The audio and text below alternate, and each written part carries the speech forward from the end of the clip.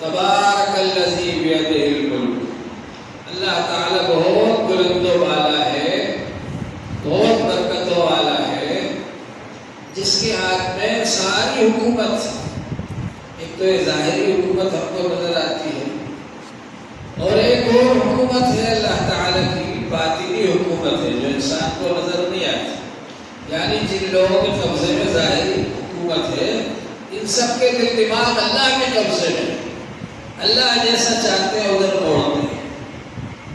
اس لیے قرآن پاک میں اللہ تعالیٰ نے فرمایا تؤتی الملک من تشاء وتنزع الملک ممن تشاء، اللہ جس سے چاہتے ہیں حکومت چھین لیتے ہیں، جس کو چاہتے ہیں اللہ حکومت دے دیتے ہیں، اللہ کے اختیار۔ تو اللہ تبارک و تعالیٰ نے یہ جو بادشاہ بنا رکھے ہیں، حاکم بنا رکھے ہیں، یہ بادشاہ اور حاکم حضرات جو ہیں یہ جو ظاہری چیز اصل حکومت اللہ تعالیٰ کی، تو اللہ تعالیٰ بہت بلند والا ہے کہ اس کے ہاتھ میں سب پوری حکومت ہے، بیدہ الملک وہو علی کل شیء قدیر، اور وہ پوری طرح سے قدرت رکھتا ہے تمام انسانوں پر، جناتوں پر، سب پر پوری قدرت رکھتا ہے وہ۔ تو اللہ تبارک و تعالیٰ پر ہم سب کو یقین رکھنا چاہیے کہ اللہ تعالیٰ کی کتنی قدرت ہے۔ بیدہ الملک وہو علی کل شیء قدیر الذی خلق الموت والحیاۃ، جس نے زندگی بھی بنائی اور موت بھی بنائی۔ پہلے موت کا ذکر کیا ہے شاید، زندگی کا ذکر کیا۔ موت کیا ہے؟ زندگی ختم ہو جانے کا نام موت۔ تو موت بھی اللہ نے بنائی، زندگی بھی اللہ نے بنائی، زندگی بھی اللہ تعالیٰ ہی دیتا ہے۔ کوئی آج تک ایسا پیدا نہیں ہوا، کوئی مشین ایسی نہیں بنی جو کہ زندہ انسان کو بنا دے، اللہ تعالیٰ ہی زندگی دیتا ہے۔ اور کوئی مشین آج تک ایسی نہیں بنی جو مرنے والے کو روک لے، اس کو موت سے بچا لے، ایسی بھی کوئی مشین نہیں بنی۔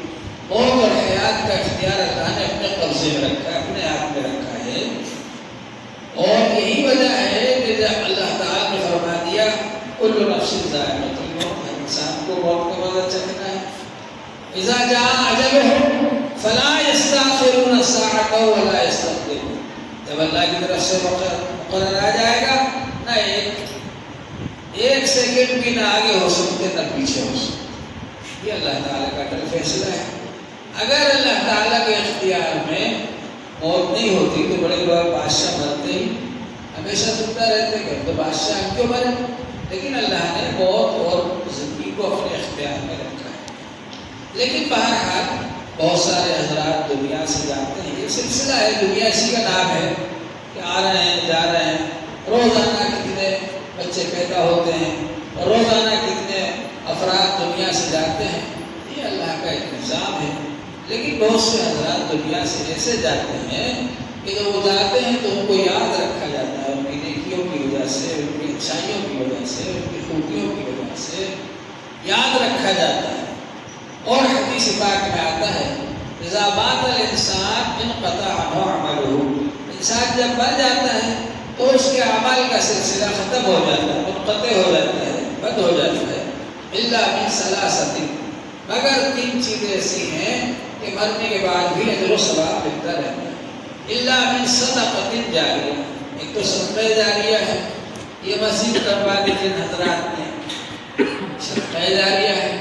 ان لوگوں نے جب یہ مسجد بنانا شروع کی تھی، کچھ لوگوں نے کہا کہ صاحب چھوٹی سی بنا لو، 50 بائی 60 میں، ہم نے کبھی لوگ پہلے چھوٹی بناتے پھر اس کو توڑ کر بڑی کرتے، ہم سوچتے ہیں کہ ہم شروع سے بڑی بنا، کچھ نہیں تھا ہمارے پاس، ایسے ہی بنا ہے یہ سب پورا مدرسہ، کہیں سے ریت آ گئی، سیمنٹ آ گئی، مٹی آ گئی، چالو کر دیا، نہیں ہے خاموش بیٹھے ہوئے، بس ایسے دھیرے دھیرے اللہ نے بنوا دیا۔ تو جب اس کو ہم نے بنانا شروع کیا، اب انجینئر صاحب سے ہم لوگوں نے مشورہ دیا، تو انجینئر صاحب نے کہا کہ ہم کاٹن وال بنائیں گے پہلے، کیونکہ یہ زمین نیچے کچی ہے، 30 فٹ تک کچی زمین ہے، تو ہم پہلے کاٹن وال بنائیں گے اور کاٹن وال کے اوپر پھر اپن سکیو بانڈری بنائیں گے، ٹھیک ہے جیسا آپ چاہیں۔ اب ہم لوگوں نے جو اس وقت تک بڑی کوشش اور محنت کر کے 3 3-4 لاکھ روپے صدقہ کیا تھا، وہ سب گاٹھن بھاگنے لگ گئے.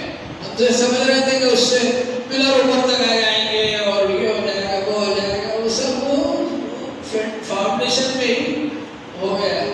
خیر بہرحال اللہ تعالیٰ نے اپنی مہربانی سے دھیرے دھیرے اس کو بنوا دیا. تو مدرسوں کے کام ایسے ہی چلتے ہیں.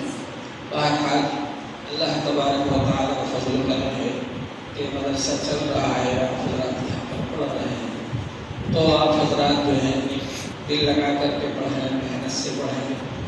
اور ہمارے جناب اسلم بھائی ہیں، یہ بہت مخلص ہیں، ہمارے محسن ہیں. ان کی والدہ محترمہ کا انتقال ہو گیا ہے.